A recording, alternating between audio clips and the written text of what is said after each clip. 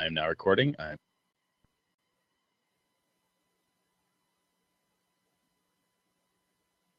Gaming and BS episode 67.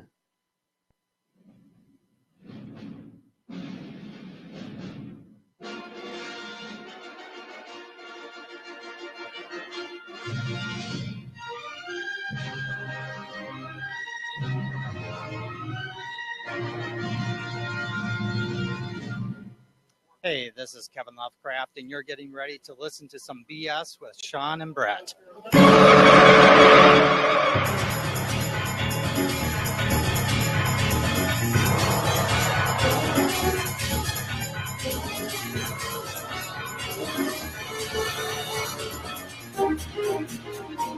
going to redo that.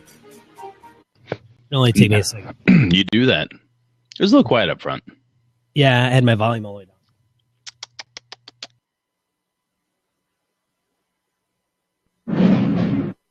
Much better. All right, 3, 2, 1. Episode 67 of Gaming and BS.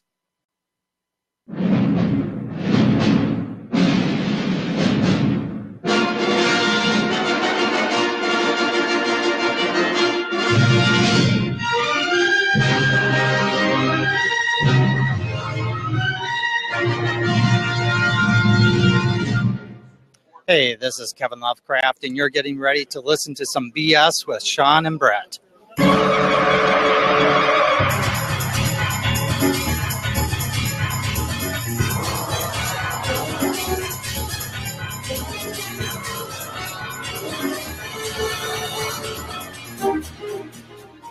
Welcome to Gaming and BS, where we talk about tabletop RPGs and other miscellaneous topics of geekery. We're talking about why we like Dungeons and Dragons this week. I'm one of your hosts, Sean. And I'm Brett. Hello, welcome back. Welcome to the show. All right. Hiccup there. So Sorry we were, for I the was going to say, snafu. yeah, we're a day late because Sean can't hold his liquor. No, I'm kidding. Oxygen. Oxygen, no. When I got the text from Sean and he's like, dude, I can't do this. I'm like, wow, what's the matter? Sick, puking. Oh, good Lord. So anyway, you look hale and healthy, so that's nice. Feel like 1,000% better. You look good. You look good, Sean. I feel like a champ. Let's get into the show, huh? Let's do it. Thanks for everybody joining us and rescheduling your entire life to be here this evening. I know. If you're live. Angela Murray had stated that she was going to actually try to get out of a work meeting just to attend this. She might actually put her career on the line in order to get to this episode. So we do not condone that type of thinking, but we applaud it. We just don't condone it. Exactly. All right. Update from the game hole. So I wanted to I kind of skipped one. Let's get into this, right? So do it. There's a few things. You want to hit the first or the second third? Yeah, I'll do the last three there. So small things that they adjusted. The rooms for Gamehole 2016, that is November 4, 5, and 6, are open, and you can go out there and get them. I actually got my room at the Clarion as I did last year, so that's all set. So Zave, JR, and I got our space. They have, so hotels are open. You want to get in there, go. They'll fill up fast, no doubt. Food trucks are back. Last year, one of the major complaints, and if you listen to our bonus BS episode, Alex Kammer, they identified that right out. Like, look, the food situation, yeah, we got to fix that. So they've already taken steps to address that, which is pretty cool. And one of the other things Alex said he wanted to fix was the concept of the late night bar at the Clarion. So they're going to expand the hours at the Clarion itself, so that way when Gamehole, the convention center itself, shuts down and people move over to the Clarion, they've got a place to hang out and game, talk, BS, hang out with folks and stuff. So should be pretty cool. And Sean, you just found out something new. I have the exclusive. True Dungeon is coming to Gamehole. True Dungeon. You heard it here first. It hasn't even been announced by the Gamehole people. That is a big damn setup, isn't it? That's a big deal. It is a big deal. I don't have any more details other than the fact that they are going to be there and hosting True Dungeon. If you're not familiar with True Dungeon, You can go to, I think they have their own website, actually. I believe they do. I know scant information about True Dungeon, and by God, if they're going to be there, I'm going to have to dig into this thing and see what it's all about. I mean, it's been at Gen Con and other places, but I have never delved into it, so we shall have to see what we can find out. I have not done it as well, but I think, let me see if they even have it posted. Oh, they have a newsletter. So I'm looking on their website. But if you go to truedungeon.com, you'll know more about it. It's a virtual dungeon. You buy a ticket, which I'm sure will be separate from the cost of admission into the con. And you take the persona of a bunch of characters and you go through as a group through puzzles and they're real life, real size type things. Yeah. Like if there's a logic puzzle to unlock something, you've got like puzzle pieces on the floor. Chris Nizak was talking about something similar that I know is out there's escape, like there's escape room things that people have done, like safe room type things or whatever. It's not safe rooms. Not safe rooms. But anyhow, there's similar types of things, but this is dungeon based. I'll tell you, this would not have been possible at the Sheridan back, 2 cons ago. Now that we're in the Alliant Energy Center, we have the space for Alex to pull this type of thing off with the team. So that's kudos to him for forward thinking and making sure they've got the space for this type of shit. So that's really cool. Yeah, so that's going to be awesome. All right. So the other announcement I wanted to talk about today was I have not yet seen Star Wars. I've said it before. I'm not as big a Star Wars fan as I used to be when I was a kid. I will see the movie, but we don't want to do the spoiler thing. Everyone knows it's a bad goddamn idea. Sean, you saw it. Thumbs up, thumbs down. What do you say? Let me tell you all about it. Nice. Yeah, I thought it was well worth it. I would say that if I had to put my finger on it being the best versus the worst, I would probably put it right at number 3 or 4 out of all 7. Number 3 or 4 out of all 7. And knowing how much you really liked the first prequel, I'm not sure. So I think the first 3, I think that goes without saying that it would be better than the first 3. You're saying the prequels or the actual ones that came out? Oh, Sean just locked up. At least he seemed to lock up to me. 1, 2, and 3. All right, you kind of froze there. I'm right here. Okay. I'm still right here. So I would say that it's better than 1, 2, and 3. I don't know if it would be better than 4. Look at necessarily. So I think it was Star Wars to what I think that's what I think it. There you go. Should have taken over. Well, that was the thing. One of the pieces that a lot of people who I know were Star Wars fans did not like about some of the prequel pieces was it doesn't feel like Star Wars or some quote along that line. So excuse me. So as long as it felt Star Wars and seemed and appeared and touched, tasted, and smelled just like Star Wars, everything's cool. So sweet.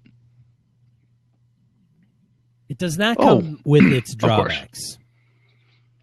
I, on the other hand, saw He Never Died, the Henry Rollins movie about him being Kane. That was a lot of fun. My wife, not so keen on it, but I liked it. I know it was. That's great, man. You'll have to tell me later if Kirk and Spock die in this one or not. Oh wait, wrong franchise.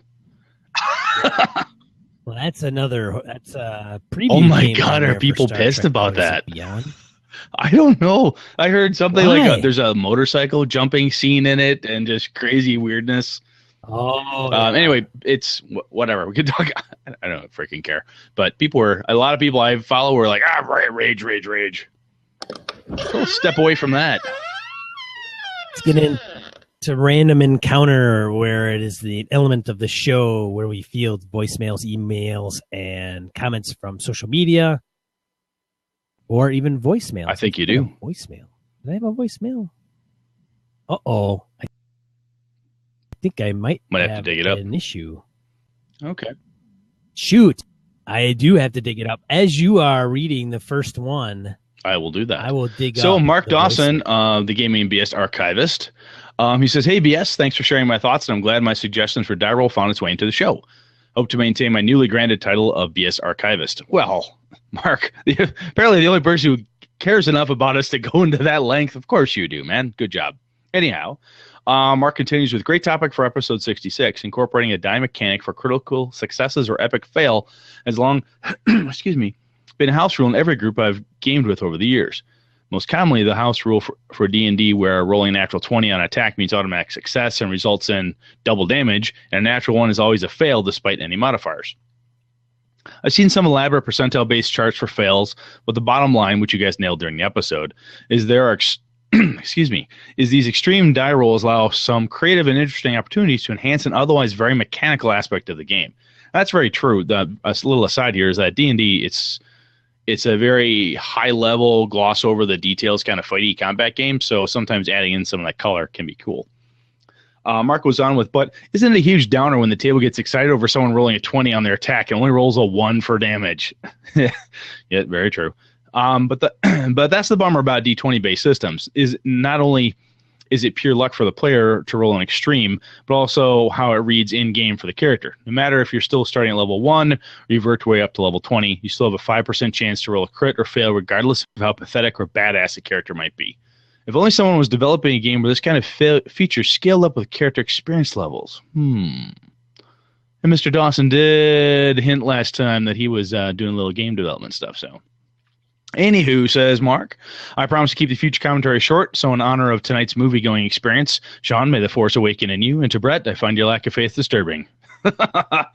Just messing with you. All right, Mark, thank you very much, sir. So I think that on his, regarding his comment about half-ass damage when you roll a 20 or a critical, I wrote back to him and said, you know what, maybe you roll damage, but you automatically do half.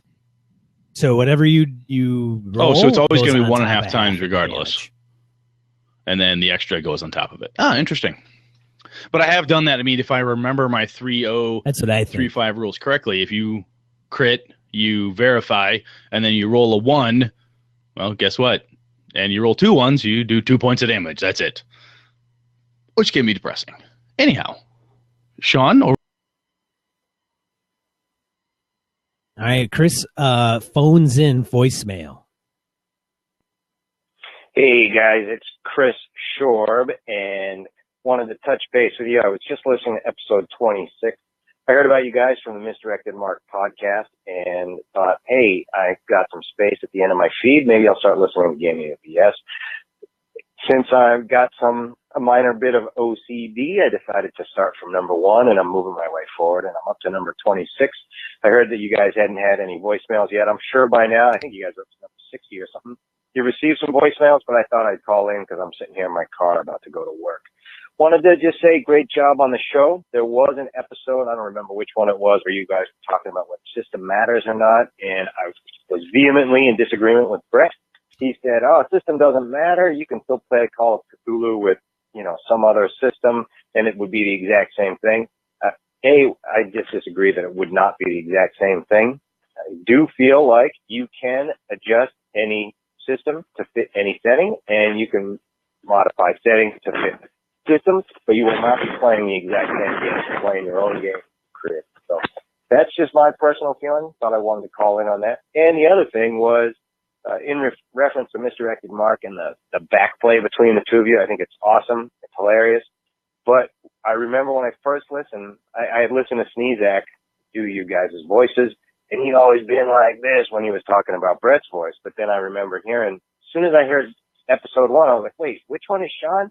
Because Sean, you've got the rougher, raspier voice, and Brett, you've got more of that kind of mellow voice. I kind of compare one to Scotch on the Rocks and Scotch Neat, and I'll leave it to you guys to figure out which one is which. So it's okay if you guys use this on the podcast. My name is again, it's Chris Shorb, and I just started to follow you guys. I haven't subscribed to the feed yet, just because I need to get through all the backlog before I subscribe. But when I catch up, I'll be sure to jump on board as a subscriber. So thanks a bunch, and have a great day. Bye-bye. All right, Chris, thanks for absolutely taking the time to leave a voicemail, and thanks for taking the time to go back and listen to our past 20-some, 50-some, 60-some. I think by Chris, I think by the time you get up to the early 60s, there's an episode out there where we talked a little bit more, and I think it's kind of Brett's recant or realization, perhaps, that system does matter more than I initially had stated in that episode you were referring to. So I look forward, Chris, to you listening to that episode and coming back and seeing if you think I'm more in line with what you're gunning for there or not.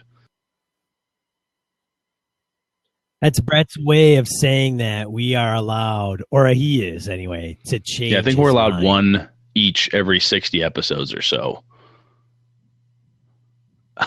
Or something like I don't know, however it goes. I like how he takes out Chris and says he's got the. That's funny. He's got the voice. So backwards. Scotch on the rocks and Scotch neat. Sean, do you drink Scotch? Do you drink whiskey at all?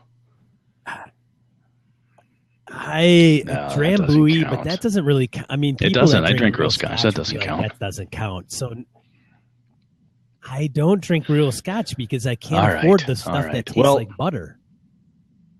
Like Frank gave me some. A guy we work with gave me some that was like 100-year-old Scotch. It's and man, really that good. Stuff was holy It cow. comes with a huge price tag, but it's really super good. It does. But yeah, so no, I'm if it not a helps big any, I Scotch drink drinker. enough for both of us, so I think we're okay. So do you drink it with? Do you drink Depends. it neat or with? But I the tend to like them. I tend to like my Do you drink when my drinks colder. So often I will go rocks. But there's certain whiskeys, bourbons, and scotches and Irish whiskeys that I prefer neat. So when you go with the cold side, do you use Stones? Or I would use Cubes? Stones if I could Stones get or them, and by that we mean whiskey stones. By the by, they're small rocks that actual stones, put in the fridge, freeze. They don't melt. That is pretty cool. They don't melt. All right, man. Next one's yours. Shite. All right. Oh, sweetness. Episode 66. Chad Knight writes in regarding fumbles and criticals. This was a long one. He said he wrote this just for you. I gotta prep myself because it's from Chad Knight. Take it how you want, Chad Knight. I've been silent for a while, but no longer. Critical hits and fumbles. I love these. Here is my thought and evolution of how, as a DM, I have used critical hits and fumbles. Let's start with one of my house rules that was the first house rule I ever implemented in a game. All right, let's go. I began by running D&D Okay, here we go. There's got to start from the Back when I was a kid, all we had were D20s. We didn't even know what a die pull system was. See, you know you're old when you're starting to talk like, I began by running D&D 2nd edition, and I love the concept of critical success and fumbles. It was a rule that I stole from one of my first GMs. If a player character rolled a natural 20, you roll again. If you roll another natural 20, you roll a third time. If you roll another natural 20, you kill outright whatever the foe is. Even if it is a dragon, ancient worm, whatever. On the flip side, if you roll a 1 and confirm that with 2 more natural ones, you die. Yikes. Now I've been running this rule for over 20 years. It's back when we were 20 years. Holy shitballs. That was when they made which is bones. I know how old Chad is, and he's younger than both Sean and I. So it's just I know he is. So like he's talking like when he's like keep going 3 years old or something. And only once in that time has it been done. In the negative, my youngest daughter, but in the negative by my youngest daughter, it was done by. This is that rule that stands in all my D20 games, always has, always will. Beyond that, I used to create different charts based on the game I'm currently running. I no longer do that because that's way too much pigeon toeing. I do still deal with critical success and failures in a fun way. I will not kill a player unless the above is fulfilled on a failure. Unless I see no other choice, I will not have a PC kill another PC. However, you can have fun with failures. I have the player roll a check to confirm the failure. If it does critically fail, I try to have a narrative that is cool but does no damage. The idea that you miss another character when standing toe-to-toe is absurd to me unless you critically fail. So I will say, your sword strikes your foe in the breastplate, and as showers of sparks cascade from your sword, you realize that your sword has done no real damage. You're sick. It's okay. You're recovering. Keep going. Better today. Critical success works pretty much the same way, only in reverse. The madness. I try to make things realistic, and by doing so, hopefully pull the player deeper into the narrative. If the character rolls a natural 20, I will have them confirm, or not, depending on system. And if they confirm the critical success, I will take everything into account. Type of armor the bad guy is wearing, type of weapon being wielded. So for this argument, the bad guy has on some scale mail and the PC has a curved blade. The player is successful and critically hits the foe. I would say something like, your blade finds a missing scale and plunges deep into the flesh of your enemy. As your blade slides out of your foe, the backside rips flesh from his side, causes additional damage. The foe writhes in pain and feels your extra damage. Nice. I use critical success and failure to enhance gameplay, not to define it. I like to use them to add some flair and spice into my game. Sorry I've gone on so long, but as long as Sean Kelly gets stuck reading it, I'm good. Thanks, guys. Chad Knight. I think, well, we talked about it last episode, right? Crit hits and fumbles are some of the first house ruling stuff that a lot of people did. Kind of cool. I'll take the next one. Cool. Roger Bracelet. I know in the past, people asked you to pare down your intro, but did you really need to completely skip it this time? Sean. Technical snafu. My apologies to you. Roger continues. Roger. I agree with Brett about having to confirm your critical hits. Boo. Unfortunately, my group does this. Oh, sorry, Roger. I might have to change it to a confirmation brings to the critical hit chart with a non-confirmation just does double damage. We'll see. I don't think Brett gives Warhammer Fantasy Roleplay First Edition critical hit charts enough cred, but I think it's because he's talking about the one in the book and not the expanded one that came with the GM screen. That would be true, Roger. I do not have the GM screen, so I do not see the expanded version. Roger continues with, I'm sure I have a link around here somewhere for the expanded one if anyone was interested. I am, Roger. If you have it, send it to me. Please, please, please. It breaks the hits down by weapon type and also has a fumble table. Again, I really like hearing Sean warm up to the topic. Keep it up, man. For topics of mechanics, like Mark suggested, I have... he's talking about opposed die rolls. I am not a fan, says Roger Bracelet. What about you guys? Roger, you and I talked about that at Gamehole, actually, and I've got that logged away as a topic for Sean and I to hit up at some point in the near future here. So I'll add it to our list, and we will talk about opposed die rolls, definitely. Next one, Sean. Thanks for writing in, Roger. Sorry for the intro. Tears me up. Just tears me up. Sorry. No. See, nobody will know what we're talking about because I fixed it, Roger. Joe Swick. I gotta announce Joe like ring announcer, a ringleader, ring guy. Oh my god, ring announcer. That's the Joe Swick. Joe Swick runs a podcast about pro wrestling. That's why Joe. Hey. And we do. That's why Joe does pro wrestling and Sean does other dumb shit. Right. I found that having the players describe their crit 20s works really well to allow them to put that flourish on their character's fighting style. I have found that they tend to try to weasel out of flubs when they crit fail. I have to say, no stubbing your toe isn't enough. I do like that. I haven't done that as much in my D&D games as I have in World of Darkness or Call of Cthulhu and other games when something critical happens or something really cool is pass it to the player and say what happens. And I think that's something that I'd like to start doing more in my games. So, and Forrest, I guess, did he correct us or are you correcting me, Sean? Well, thank you, Forrest. Forrest wrote in last episode, I butchered Forrest's last name, and it's spelled Agguire. And Forrest was kind enough to give me a pronunciation that's O'Gary. So it's Forrest O'Gary. There we go. Yes. So now we have Forrest's last Absolutely. name. Forrest, I appreciate your tolerance of my butchering of your name. All right, let's get into the main topic, which I've tweaked the intro a little bit this week too.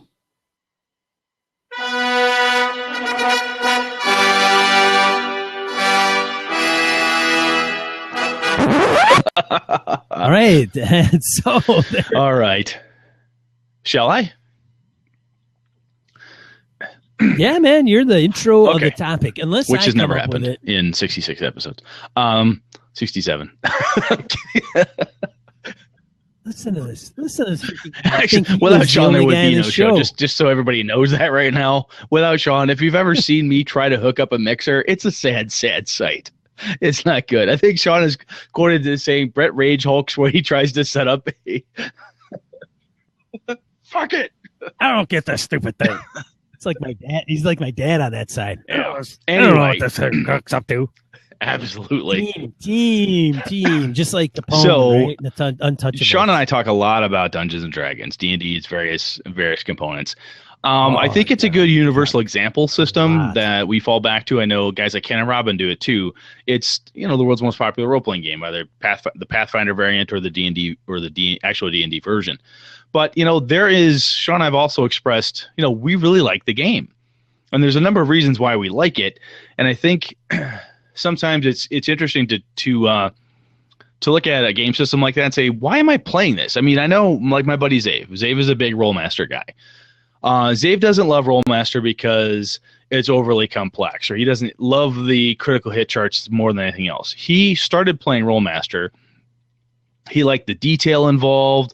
He likes a number of different things. He and I have gone on at length back and forth. Sometimes there is the nostalgia candle that burns pretty brightly, but I just want to kind of chat through it a little bit here, Sean, and see if we can't maybe figure out what the hell do we like this thing for anyway. You don't know.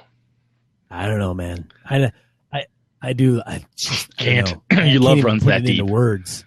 Only we should have sent for a poet. That's what we should have done. The love here is so deep. Send for Spencer. Okay, so I think one of the reasons that Sean and I, at least I know for me anyway, I fall back on D&D as a universal example system, right? So we say, hey, critical hits, like if you roll a 20, or the class-based system, or races and settings. I think that it's so many people in the gaming hobby have either played it or some variant of it, or they know enough about that game system that when you use it as a core example, especially when you're talking about perhaps a general gaming advice, as Sean and I often talk about, it's easy to reference. And because it's easy to reference, easy to reference and very accessible for folks to get into, I think that's one of the reasons why, for us anyway, at least from my side of the mics here, it comes up as the system, as opposed to saying, well, when I was running, Trail of Cthulhu, then I have to explain everything about this, about, Gumshoe runs like this, and Edge of the Empire runs like that. I don't have any diatribe around or explanation of the system, because people understand essentially what it is if you've been in the hobby long enough. Sean, do you agree with me there? Or?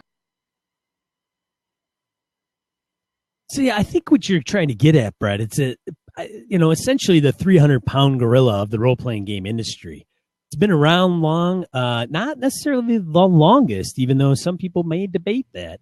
It has had its iterations. It's gone from, TSR's iterations, Wizards of the Coast, the different editions. I mean, it is the behemoth.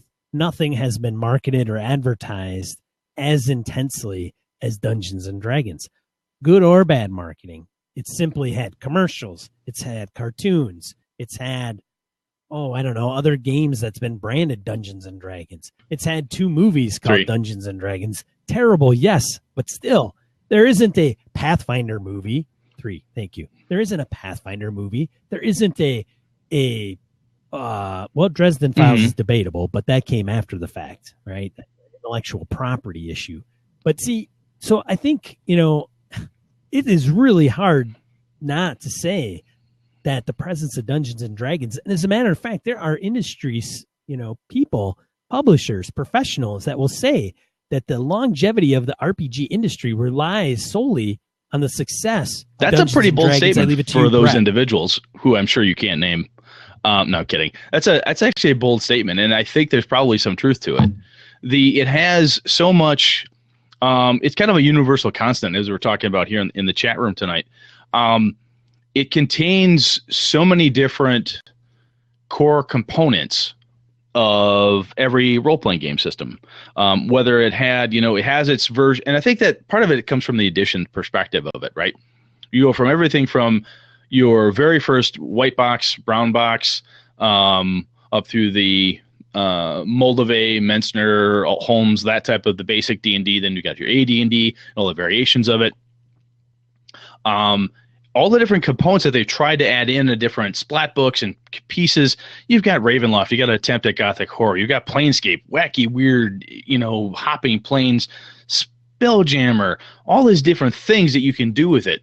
And I think one of the pieces that Sean and I have talked about before when we were saying, kind of if you're on a desert island, what game do you want to play? Or when you play fantasy, what's the go-to for it? Is I think there is so much that D&D, it doesn't do everything incredibly well from a very simple mechanical perspective. There's always some game system out there, investigative games. I think that Gumshoe and Call of Cthulhu and others like that are much better at investigative games or horror role-playing.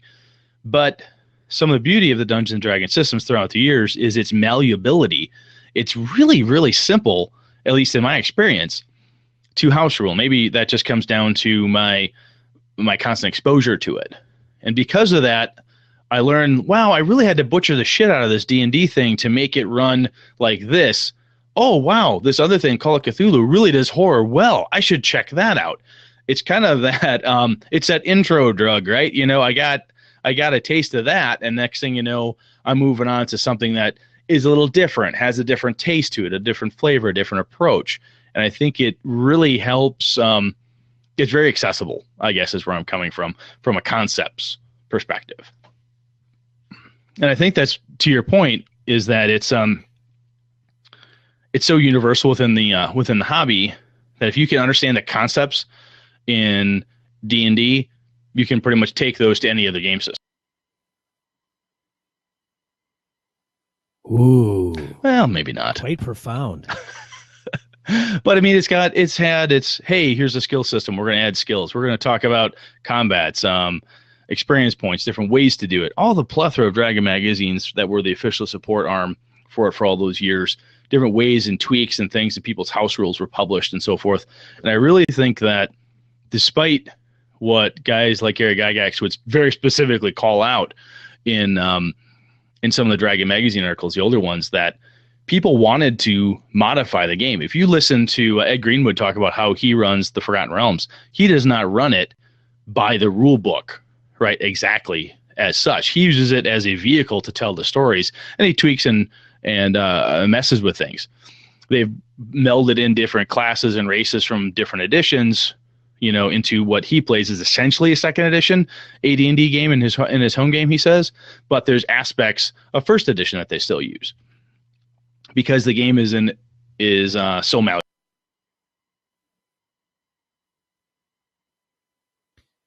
Yeah, I mean, I think it is malleable, but because I don't know too many that people that I grew up with that played naturally. So I started out with first edition AD&D. I mentioned that on an episode before.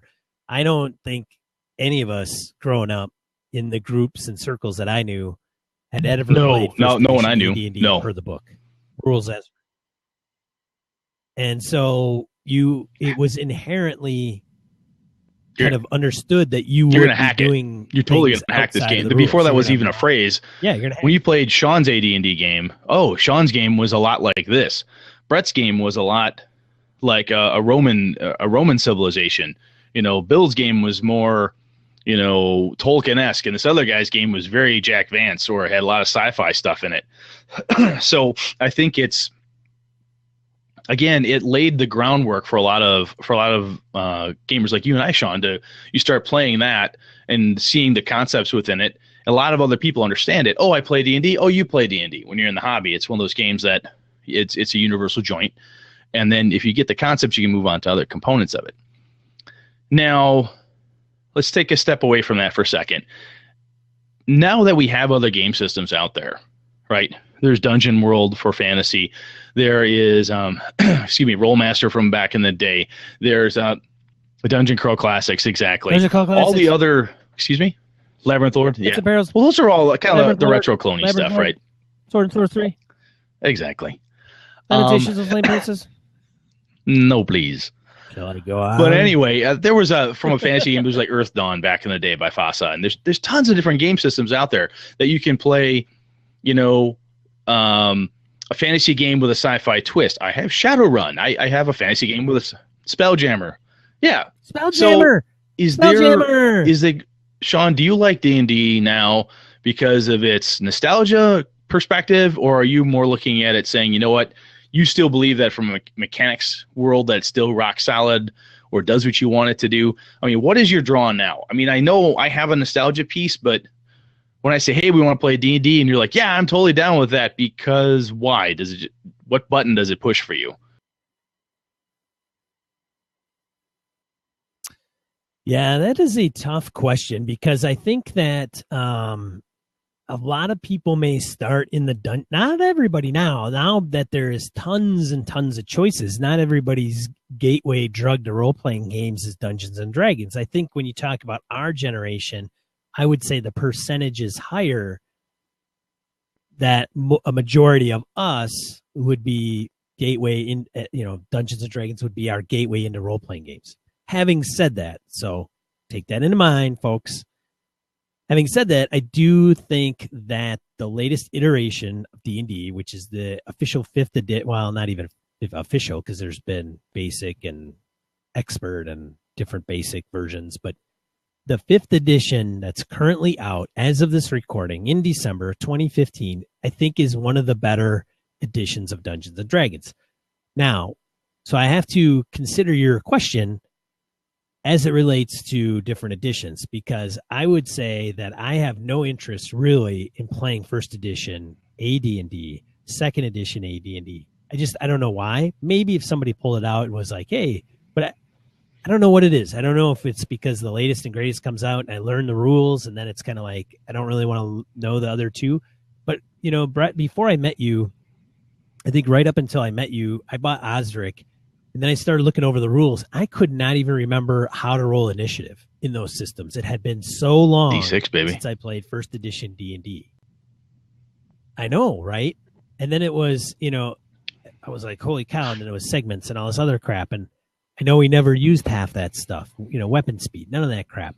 So even learning the old system. Which, to be fair, Osric cuts out segments and such. It streamlines it, but it is still different. Way different from a 3.0, 3.5 or Pathfinder. The throwback component of it.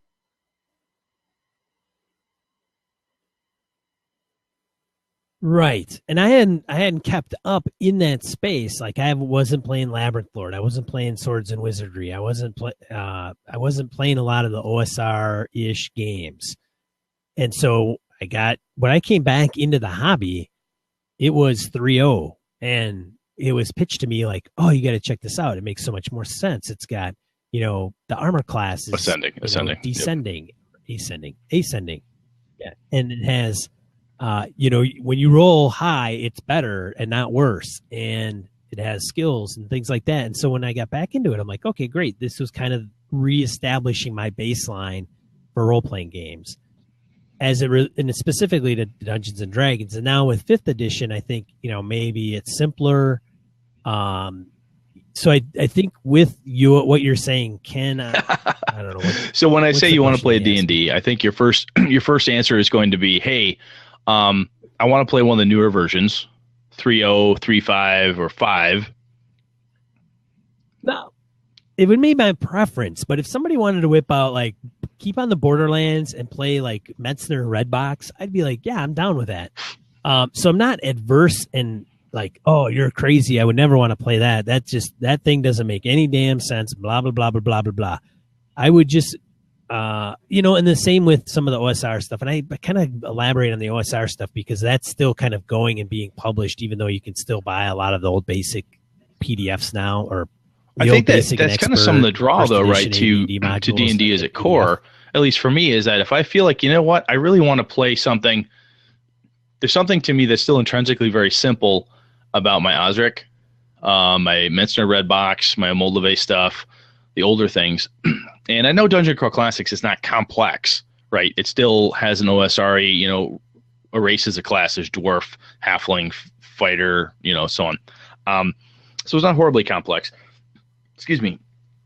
But because of the number of editions it has gone through, I know it's pissed a number of people off. A lot of people hated fourth. A lot of people didn't like second. I know guys that are still, fuck all that, it's first ed or nothing. Because there's so many editions out there, and what's really wonky about it is, and the internet has helped drastically, but essentially all 5 of those editions and all the different versions of the basic D&D are fully supported in one way or another. Either full groups of fans building retro clones. I mean, if you find something that is a retro clone of a Metzner Red Box, it's essentially Metzner Red Box supporting material, in my opinion. If you find something like Osric is supporting material, the compilation simplification of first edition. Now, perhaps second doesn't have the same impact. I don't see a lot of people doing the same type of thing with second edition AD&D for reasons perhaps we can get into another time. But I think one of the weird components about D&D is that people have a favorite edition, which is kind of cool. And I honestly don't know that I have seen the same level of this is my favorite edition type of thing that you in like a Call of Cthulhu. There's 8 different versions of that game out there. And I don't know anybody who's like, look, if it's not second edition Call of Cthulhu, it's shit. I've never heard that. Maybe there are folks out there that do, but see, here's the thing with Call of Cthulhu, and I think that's a bad example, and this is the reason why. Not everybody knows Lovecraft, and everybody knows Cthulhu.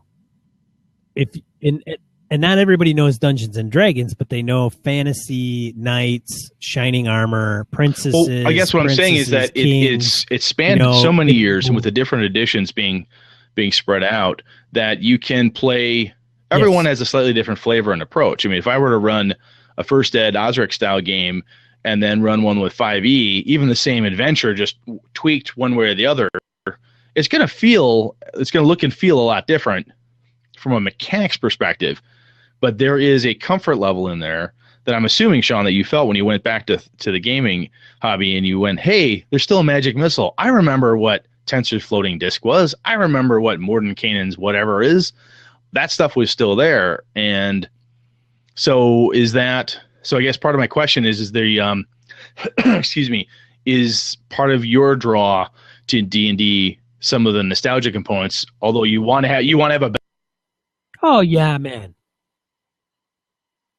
I think it's hard not to say that nostalgia doesn't play a role in a particular game, in some games. Maybe some games more than others and some people more than others. But yeah, I'm not above, I'm not going to lie. I'm to old. myself I like here. things the way they used to be.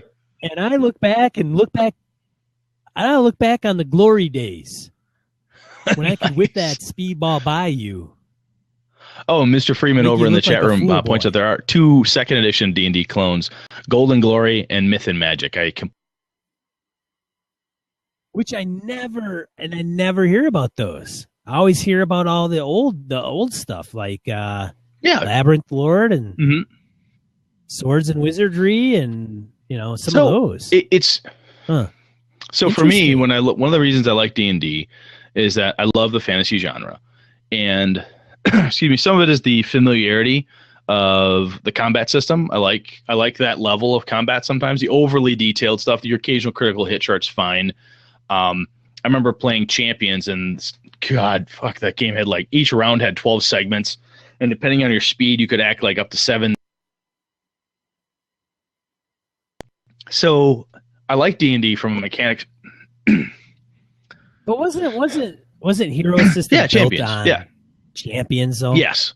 Which is supers. Yeah, I know, but what I'm saying is that different. I've played a lot of different game systems out there, and the Hero system itself, I used to have the universal version. I have GURPS now. I have basic role playing as well, and a number of others on my shelf. But when I play fantasy, my go-to is D&D, because I like the way combat rolls. And part of it is probably my familiarity with it. And I like I like the magic missile components, I like the magic, because the groups I play with, that's readily accessible. If I play another game, like, look, what spell is like magic missile? What spell is like lightning bolt? What is like the D&D version of X? Where's my cure light wound spell? One of the first things that we do is you tear through your new fantasy game system to try to find things that are similar to what you're familiar with. But I have found that with D&D, I'm able to do, from a story perspective, the types of stories I want to build or tell with my group, the adventures I want to write up and so on. I can do almost anything with them. Yes, it may not do horror as well as some. It may not do, when I say horror, it might not do, knights and kings and some of that stuff. It might not do low magic as well as high magic. And there's always plus or minuses, but it does enough of the very basic things to me very well. It's really, really solid at its core. And because of that, it's easy for me to add something on, take something away, muck with it a little bit, and change its setting. I can put you in Ravenloft, Spelljammer, have the same core system. Yeah, there's components of it that might not translate 100% well, but the core of it has always felt to me that it's so solid that I can tell any kind of fantasy story I'd want, which is pretty much anything to me.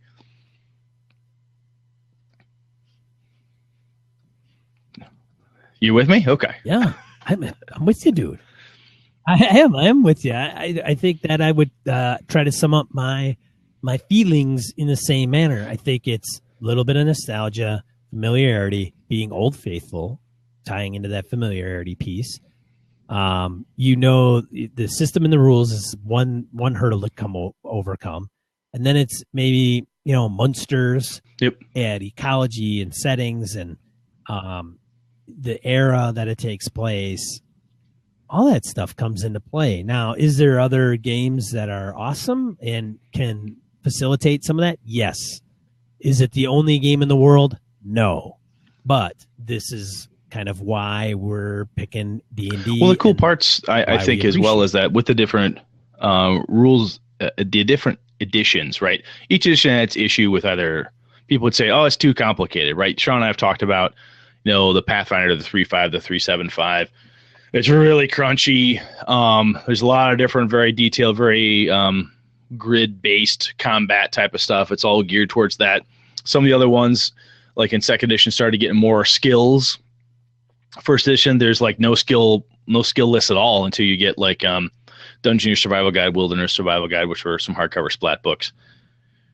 Yeah, you had some proficiency slots, but only for certain classes, though. Right? And you didn't get more of that until you got into the other hardcover splat books. Excuse me. So the D&D can be as complex or simple as you want it to be. I mean, if you go back to the Moldave and Holmes editions of basic D&D or Mensner's D&D, all the way to the various different editions of AD&D, it can be as complicated or as simple as you like. And so far, to me, I'm really pleased with 5th edition because it has, to me, a really good marriage of a more modern design aesthetic. And so far, what I mean by that is some of the things that we've come to appreciate more about Ascending Armor class and some of those components. But it still has enough of the OSR feel to it and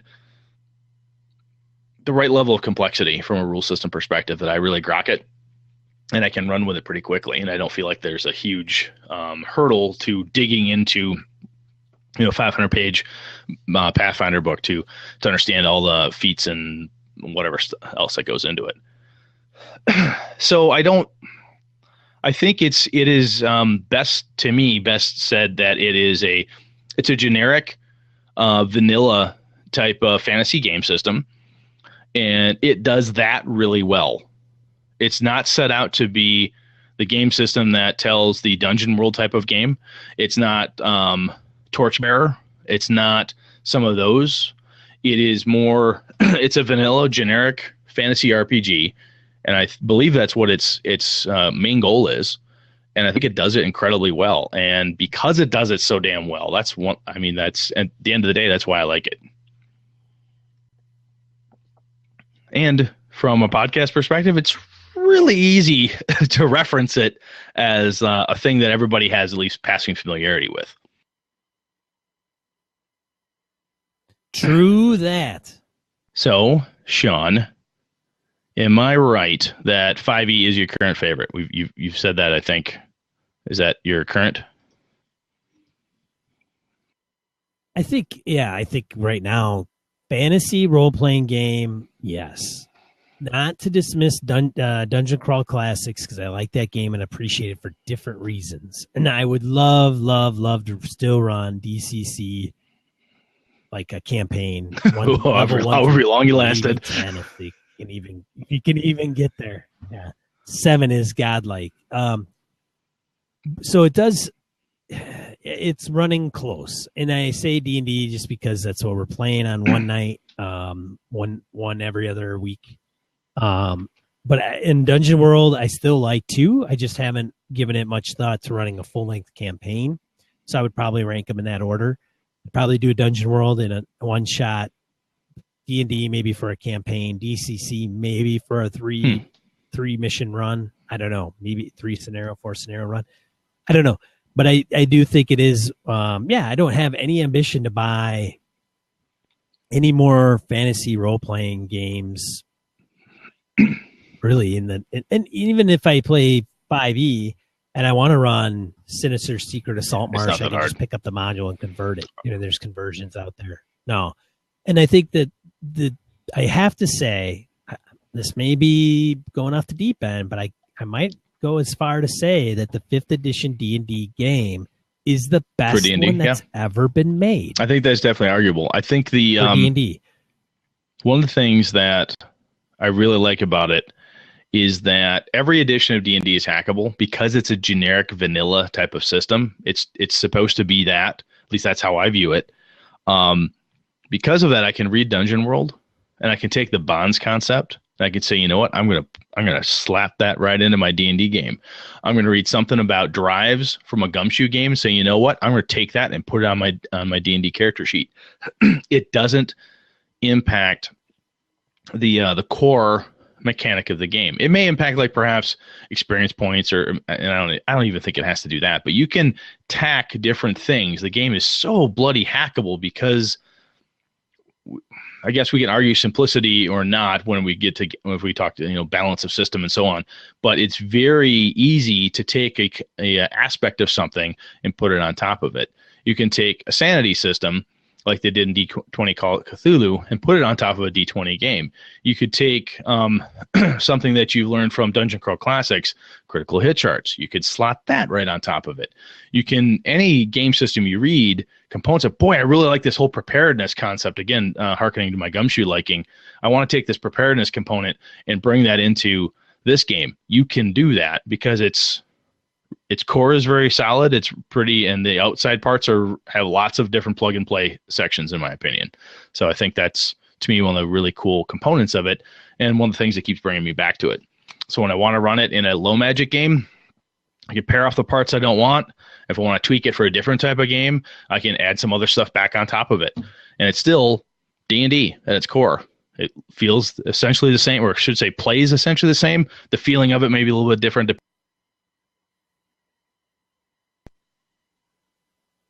All right, man, that's fair enough. If you're playing D&D, let us know what edition and why you like it so much. And if you've hacked it, what have you hacked? Not necessarily the deepest, nastiest topic we've ever had, Sean, but it's just one of those things that I've been asked before, why are you still playing that? There's so many other cool games out there. Why do you still play that? And I'm like, I like it. Well, kind of put some meat behind that statement. I like it. So hopefully we got a little. Yeah. Let's get into die roll. Die roll is 2D for miscellaneous points of gaming or geekery we want to share with you. Brad has 3. I have 4. I think I had 5, but So there is a Kev Lovecraft sent us a link, or I should say he posted a link to boingboing.net. We've got the link in the show notes there. It's a model railroad set up exactly like H.P. Lovecraft's Arkham. Pretty cool. Take a look at it. it's one of those things that you see, like, oh, that's cool. It's neat to see people take their hobby and their love for any piece of this hobby, I guess, and turn it into something cool like that. Sean and my personal friend, Steve Jackson. Steve Jackson Games, he's hiring. We got a little link out there to the jobs board for SJ Games. Sean, I'm assuming he's going to contact you to do the recruiting for him. Why would he not? Well, that's funny. Wow. I don't think he knows much about me. I didn't get a chance to talk to him at Gamehole, unfortunately. I might have been able to help him out, but I think we can do that. Let's do that. Is something we could do. The third one I have is World of Darkness. The guys at White Wolf, Onyx Path, all those cats. The World of Darkness is rebuilding. The new World of Darkness is now being branded as Chronicles of Darkness. This has made its way around a couple different aspects of it. White Wolf was purchased not that long ago again. We talked about that here. And there's some stuff on onyxpath.com with the link here. And there's some stuff out on YouTube that's been making circulations out there. So kind of cool. If you're interested in the Chronicles of Darkness, Drive-Thru RPG has it. It's a pre-release PDF where if you get in on it now, it's got some rough edges. But once it's updated and the new full version is there, being that you bought it on the pre, you get the updated version free when it's released from what I've read. So check that out if you're interested in World of Darkness stuff, as I and my gaming group are. It could be kind of cool.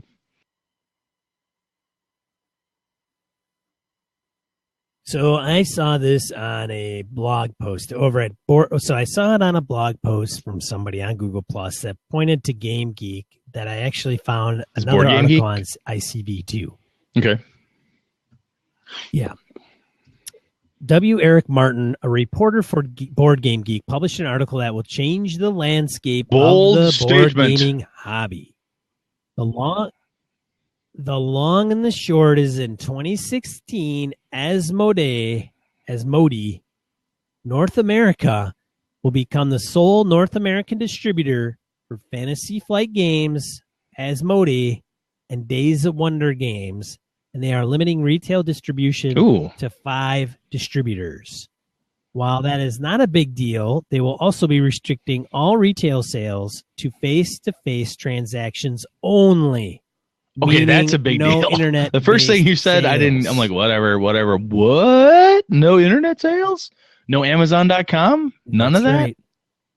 Right. So they are, I had heard, if you click on like the ICV2 link, we'll put in the show notes, it mentions how they are probably going to allow some of the bigger retailers, maybe Amazon, but my guess or their guess is that they will limit how far they can cut to a discount, which means you're not going to find Star Wars Imperial Assault. Well, this is where you and I talked about when 5e, harkening back to our D&D conversation 2 minutes ago. When D&D 5e came out, I bought the entire trilogy of books, DMG, PHB, and Monster Manual, from Amazon at half price that I could get at any gaming store. So if they're going to put that kibosh on that could get interesting. Yeah, I think it's, to say the least, ballsy. Local game stores, yay. Don't live in consumer. I don't know. And then the exposure piece, right? So unless you go into your local game store, you will not know that this thing exists. If you go on Amazon, there's a chance that you may know it exists. Maybe they don't care if it's on Amazon as long as it's not cut down to 35% off, which I'm sure will be the case. Because Amazon's been known to What's a big goddamn store, dude? I get it. All right. What do you got next? I don't know, man. Next, errata is out for Monster Manual and DMG as of 12/21/2015. Get it nice. While it's hot over at Wizards of the Coast. Don't be a cheater. Update your rules. For the lack of better words, PHB, just so you know, was released back in June, which I never even downloaded. Oh my God, it makes me sad. Carry on. So, errata, get it. Next, Best and worst sci-fi and fantasy movies of 2015. I don't know why I put this up there. The list is kind of sketchy. It's over at io9.gizmodo.com. It's even got one listed that somebody would probably scratch their head and go, The coolest thing about lists really like this are, if nothing else, it's a great point to argue something. And something, it's absolute link bait. But It's the other thing that I complete have link bait. found is sometimes like, oh, really? What's out there? Shit, I didn't know that movie was out. Crap, I forgot about that one. And it does hit me every once in a while. Frack, there's a That's cool true. thing. I should go see that. So That's true. Number 4, ABC celebrates Captain America's 75th anniversary on January 19th at 8 p.m. Eastern Right. Standard Time. So, hey, happy Absolutely. birthday, Cap. are we good?